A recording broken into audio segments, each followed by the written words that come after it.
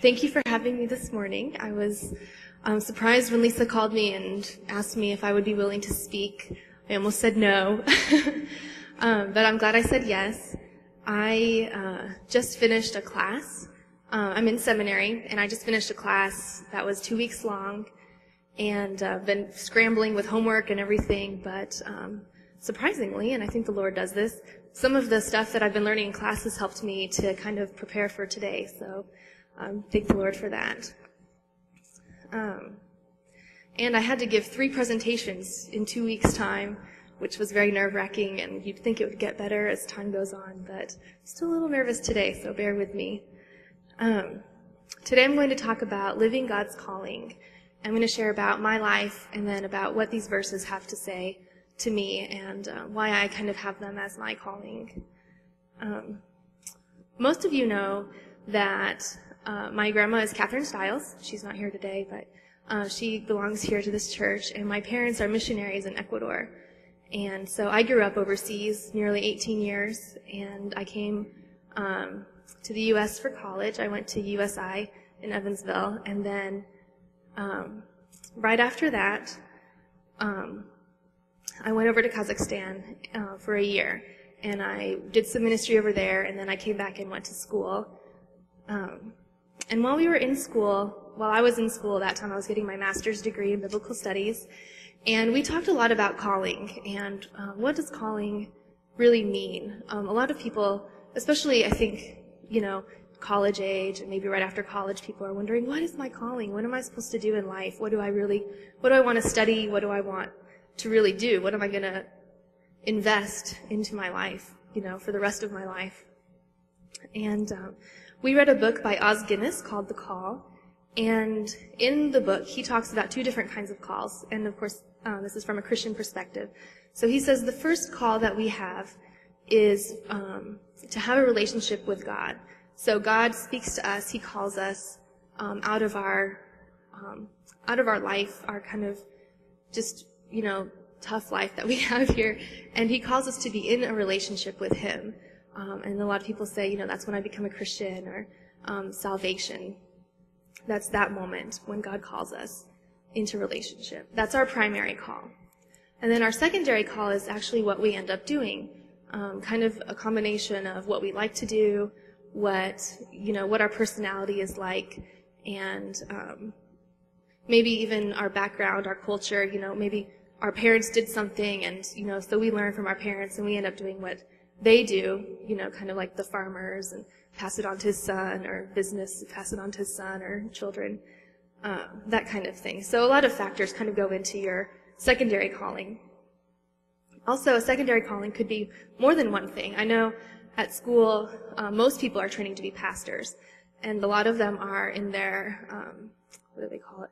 They're in the second vocation. So one lady I know right now, she was a photographer for, I think, 50 years, and then she decided that she was burned out of photography and decided to go to school to become a pastor. So, it's different for everyone. So for my call, I felt, because my parents were ministers in Ecuador, I just learned really well how to be a minister. I taught Sunday school when I was 11 and really learned how to do that. And I felt like the Lord was calling me to be in missions as well and to go overseas. So after college, that's why I decided to go to Asia. I decided to go for a year, and it was a really good experience. I really enjoyed my time. I think I shared here several years ago. That was a long time ago. I don't remember how long. But anyway, it was a good experience, and I decided at the end of that I wanted to go back. But I really felt like I needed more education. So I went to Asbury, and I got a biblical studies degree so that I could go back and teach. But then after I graduated, that took me about 3 years, and when I graduated, I moved back here with my grandma, and I started raising support. But I realized that I really did not feel excited or passionate at all about going back. And I was really starting to get worried about that, because I thought, why do I feel so bad about going back? Sometimes I would go and I would share at a church somewhere, and on the drive back I would start crying, just because I just felt I felt like I was lying to them. I tried to share with them my passion and what I wanted to do, and on the way back, I thought, Lord, I don't feel passionate about that. I actually don't want to go. And there are a lot of different factors. Maybe, I got cold feet, or, who knows? Those were my thoughts. Maybe I'm feeling just anxious about leaving because, this is going to be my life now. And but I started sharing with some people in the mission agency, and of course with my parents, and they said, well, maybe you should take some time and pray about it.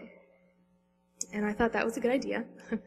So I went on a personal retreat, and I kind of took a month off from raising support. And in that month, I went on a personal retreat just by myself and just wanted to really hear from the Lord and see what he had to say.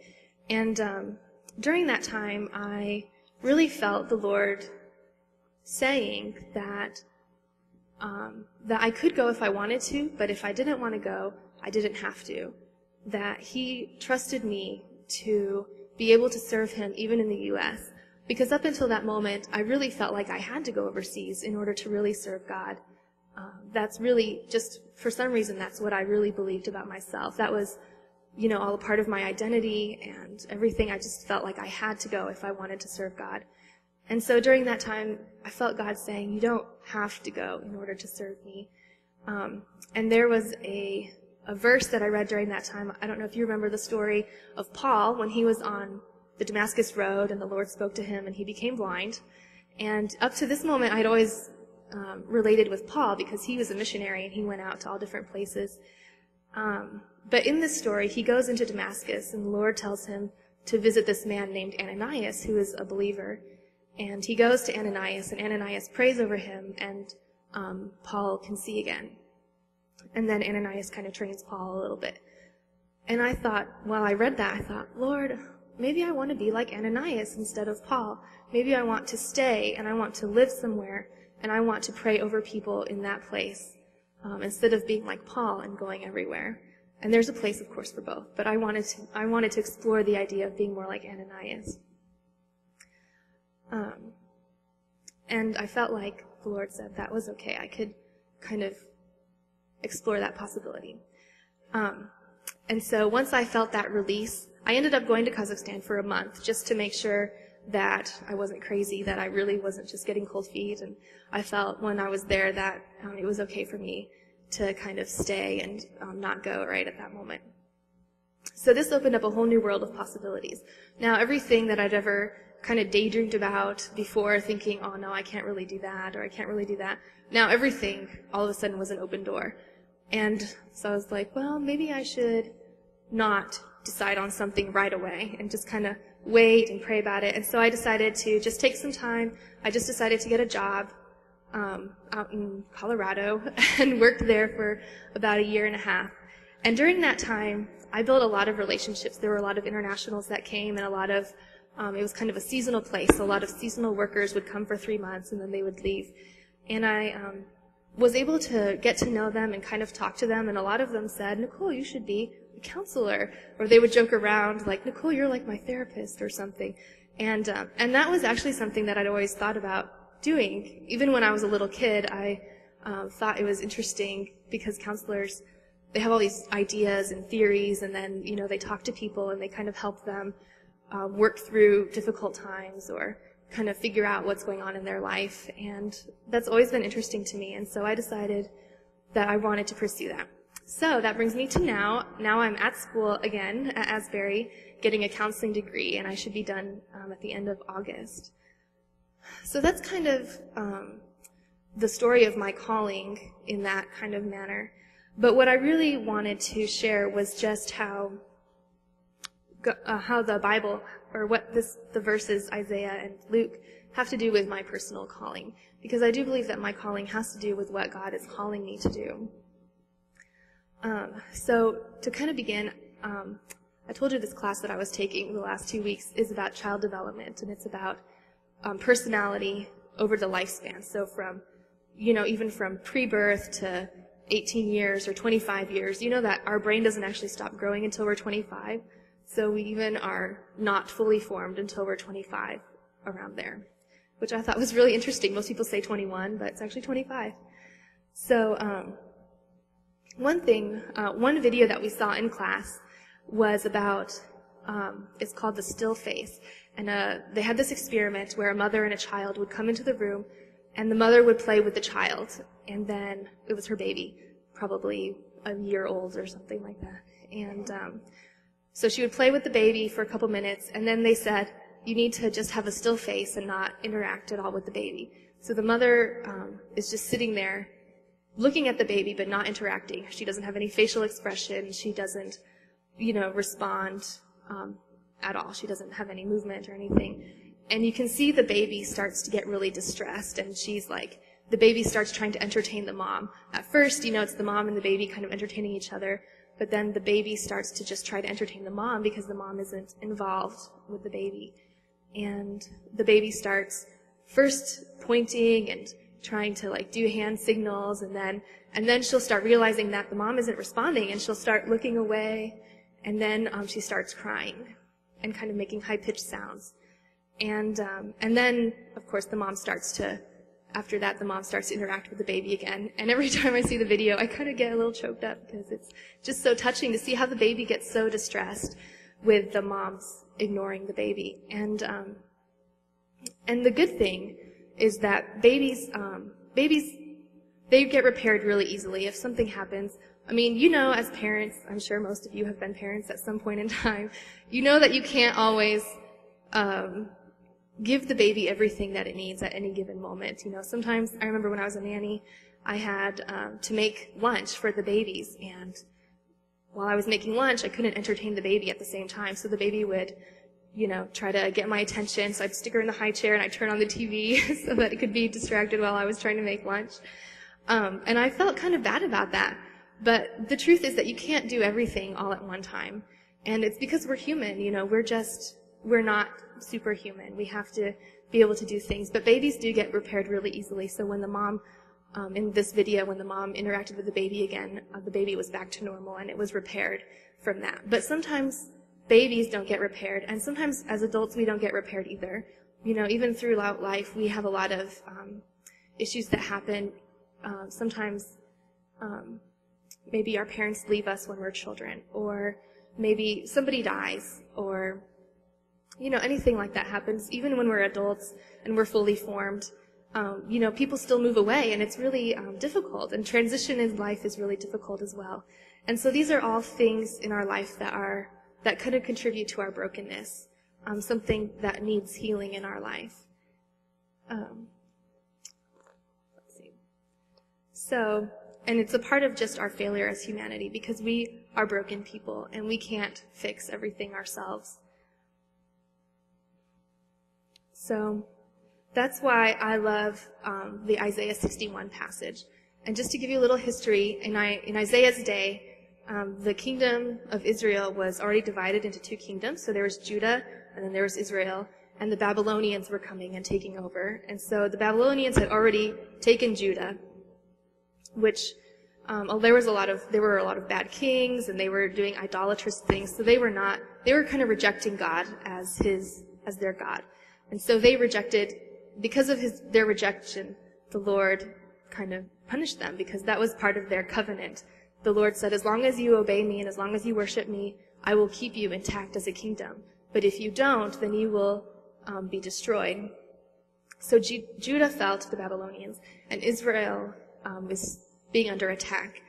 And so there were in the beginning of Isaiah, there are a lot of kind of prophecies of destruction. But then comes this prophecy in Isaiah 61.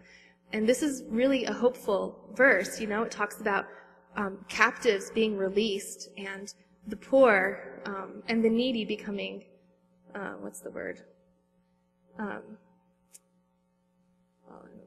but liberty to the captives, release to the prisoners, binding up of the brokenhearted, good news to the oppressed, and the year of the Lord's favor.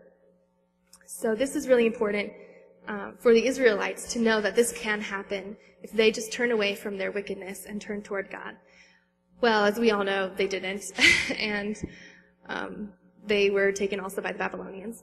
But many, many years later, we see that the Israelites were able to go back to the land of Israel, but now they're under Roman rule. And Jesus comes into the scene. And the people of Israel, the Jews, they always want to have their own kingdom because that is the ideal. When they have their kingdom, then they know that they are in the will of God. And so they're under Roman rule, so they don't have their own kingdom, even though they have a temple. And so they're waiting for the Messiah now, because when the Messiah comes, they know that the kingdom of God will come. And that will mean that they will have their nation again. So Jesus comes into the temple and he says, "The Spirit of the Lord is upon me, and he has told me to proclaim liberty to the captives." And we see here again this prophecy, which most of the Jews know that when the Messiah comes, he will be fulfilling all of these prophecies. So this brings us another hope. And of course, it wasn't quite what they expected, but us looking back now, we know that Jesus is the Messiah, and he has come to bring liberty to the captives and to bind up the brokenhearted. And that is what our primary call is. That is what our salvation is. So Jesus has come to bind up our hearts, to give us freedom, and to proclaim the year of the Lord's favor. So we are now living in that time. All of us who believe that we are Christians are living in that time of favor. But because we are living still in the world, we still experience moments of brokenness. And because, the world isn't perfect, because the kingdom of God isn't fully on earth, because we aren't in heaven yet. We have the hope for heaven. We have this hope for restoration because we will go there, but we don't have it on earth yet. We're not living it right this minute. So that's why we still have hospitals, and that's why, we can still break our legs if we go running and fall into a hole or something. And that's why we still have relational problems, and sometimes we have hurt inside as well as outside. So that's why I believe that my calling is a part of this whole big calling, because the Lord has started his work, but he asks us also to be a part of his work. And as a counselor, that's what I want to do. I want to help people. I want to bind up their broken hearts. And I believe that with the help of the Lord, I can do this.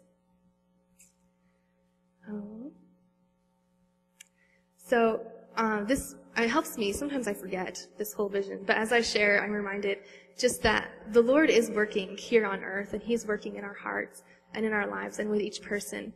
And sometimes in class, it can be a little overwhelming. I took a couples counseling class, and we watched some videos on couples in counseling, and sometimes they could get into really big fights. And sometimes, in my heart, even just as I'm watching it on the TV, I can feel some tension and some anxiety and just being like, stop yelling at each other. And I just, I'm going to have to work through that as a counselor, because if I'm in the room with them, I don't know what's going to happen. But but sometimes watching things like that, I get a little bit nervous and a little bit like, I don't know if I can really do this. But I do believe that with the Lord's help, he can help me. So that's really what I wanted to share about. And I just thank you for having me.